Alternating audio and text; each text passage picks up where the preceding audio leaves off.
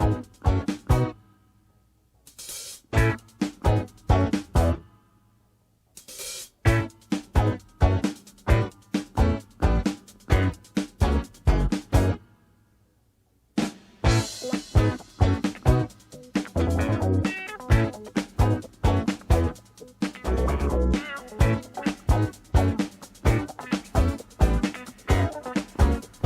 this special Valentine's Day episode of the Press Rewind Prince Lyrics podcast, I'm going to be discussing the ballad Prince recorded in early 1982 before giving it to Kenny Rogers in 1986, and that song is You're My Love. The song is credited to Joey Coco, which is another pseudonym for Prince when he was writing and recording songs for other artists. And this is a rare example of a song that Prince wrote and gave to a country artist. Most of his music that he gave to other artists were either pop singers or R&B singers or, groups that he had created himself, extensions of his own creativity like Vanity 6 and The Time. It's a rare occurrence for him to give to an established country artist like Kenny Rogers. But as the story goes, Kenny reached out to Prince and asked if he'd write him a song. I guess this was like in the mid-'80s. Prince was the most popular artist at the time, arguably along with Michael Jackson. And it was something that, Kenny must have been very aware of Prince's music and reached out and said, hey, can you provide me a song? I would love a song from you for my next album. Prince didn't exactly sit down and begin writing a new song with Kenny in mind.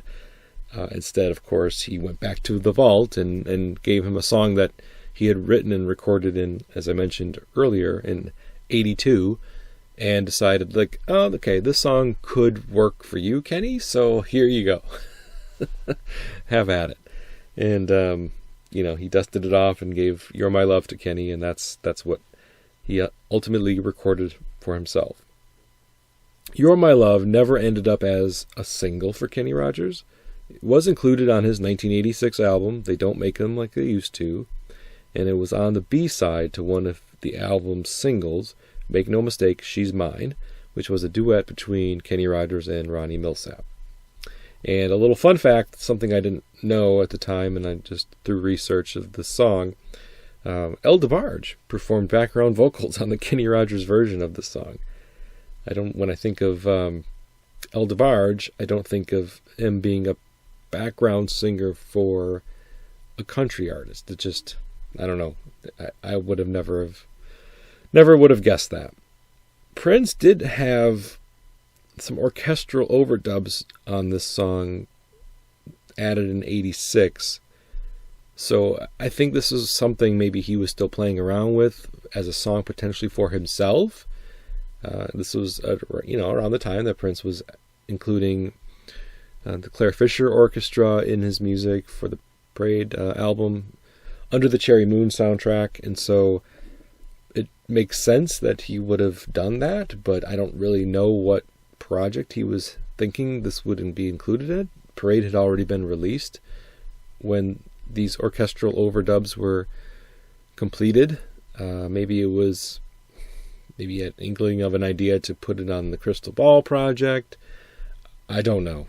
All I know is that's probably why he gave it to Kenny Rogers, because he was working on it around this time after a few years of it kind of sitting in the vault, and then just didn't work out for him, didn't think it sounded right, was like, okay, this is a song, if I say goodbye to it, I'll be fine. So, and he must have respected Kenny's artistry and as a performer himself to even entertain the notion of giving him a song. So, no true collaboration done there, but it was kind of a song for hire situation.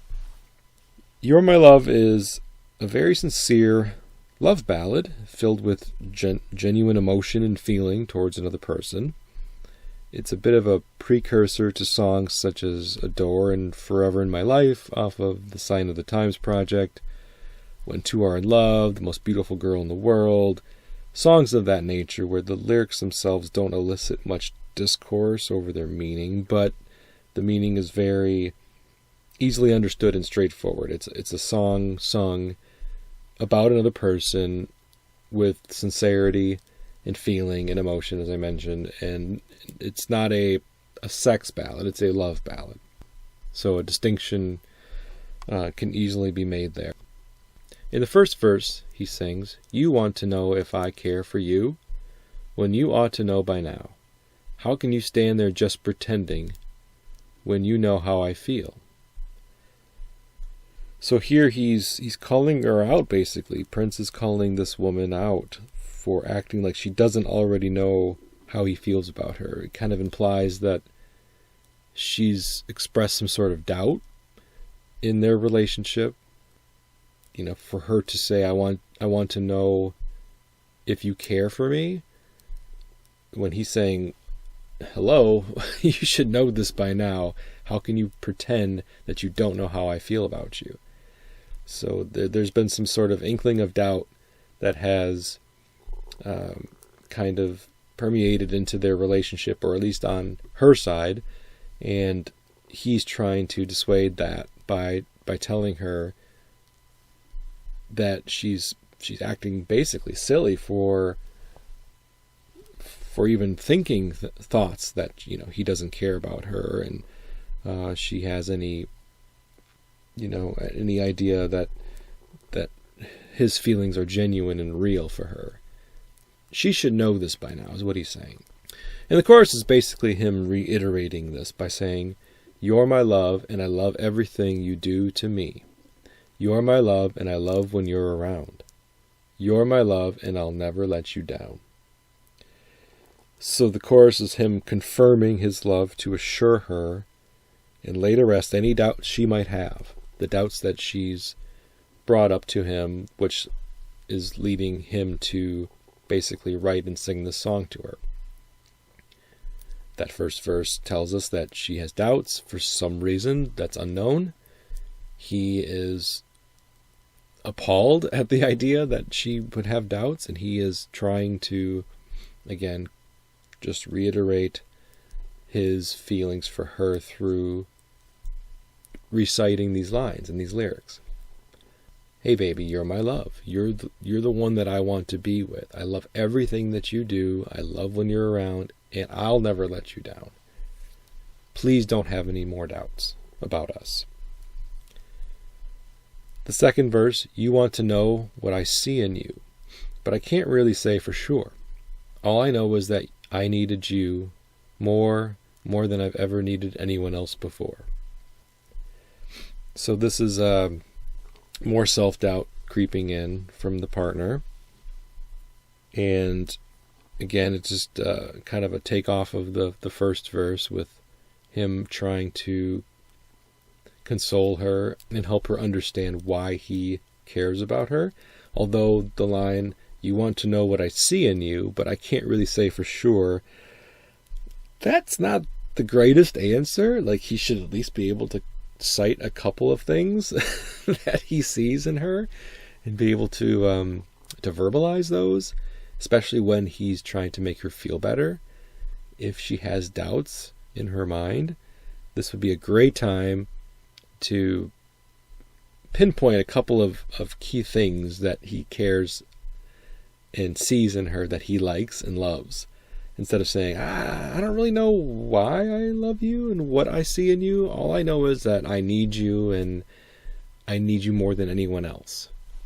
Okay, well, that's nice, but yeah, Prince, you need to do a little bit better job of coming up with something to give her to help her understand why you love her so much, why she is your love and loves everything that you do and loves when you're around. Why won't he never let you down? Let's give her some examples. So the second chorus is basically the same.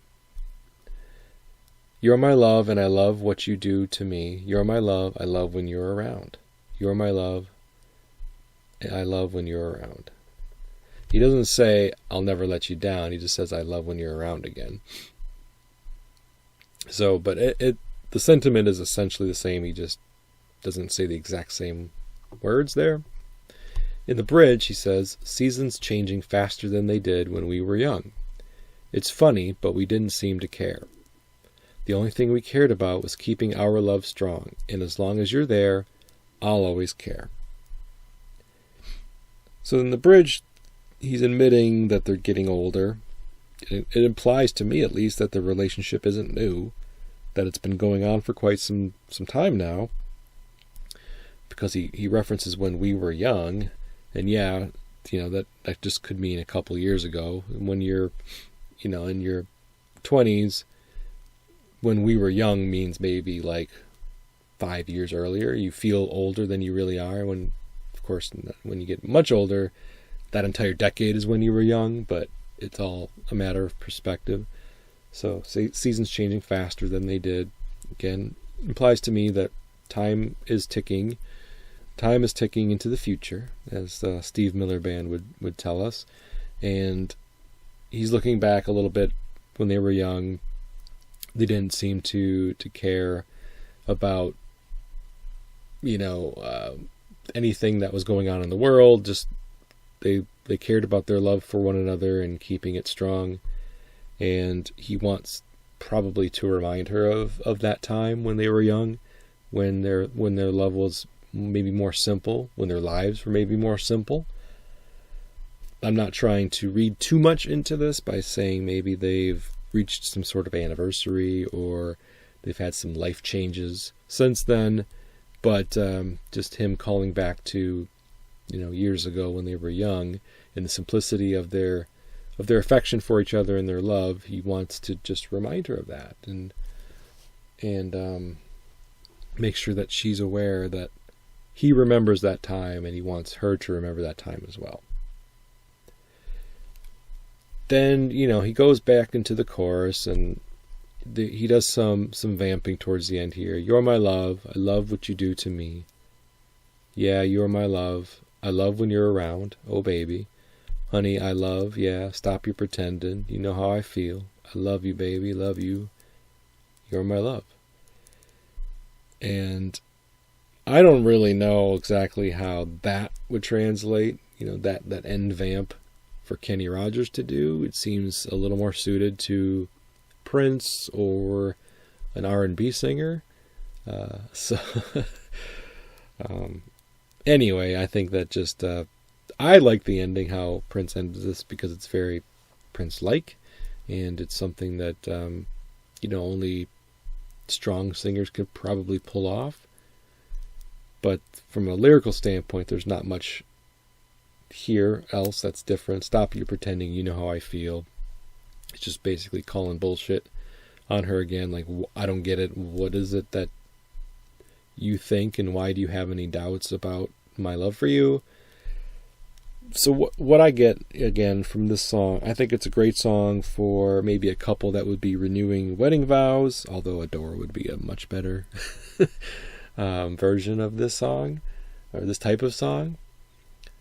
But if you really love this song, that's the kind of the sentiment that I get. Like, it's great for an anniversary or renewing wedding vows, or just pulling out at a time when maybe there's been a little bit of doubt or fighting or complacency in the relationship, and it's a good song to point to as, here's how I feel about you.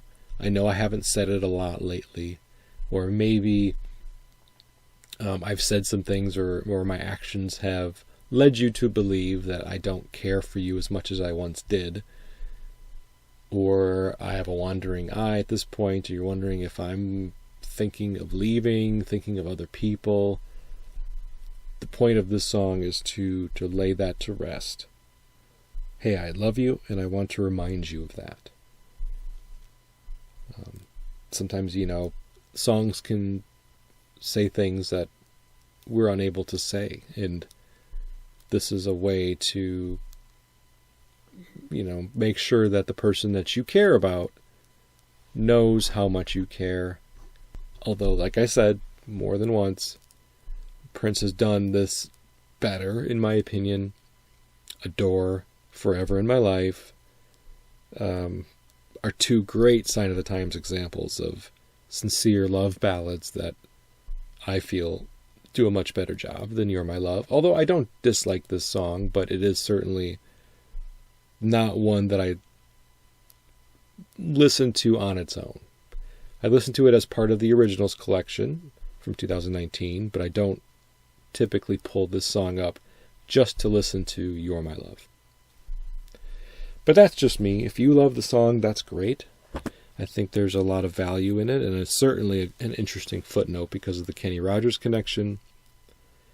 But what do you think about You're My Love? I'm interested in hearing that. Okay, well, this was a short episode. It's, like I said, it's a pretty straightforward song, not a whole lot to dissect and dig into here, but it is an interesting song nonetheless, and it was included in the 2019 Originals collection, which inherently makes it interesting and important for the greater Prince discography.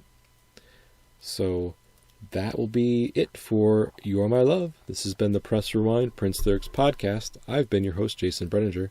You can find the show at pressrewind.net or on social media, YouTube, Instagram, Twitter/X, Threads, and Facebook. So until next time, thank you very much, and goodbye.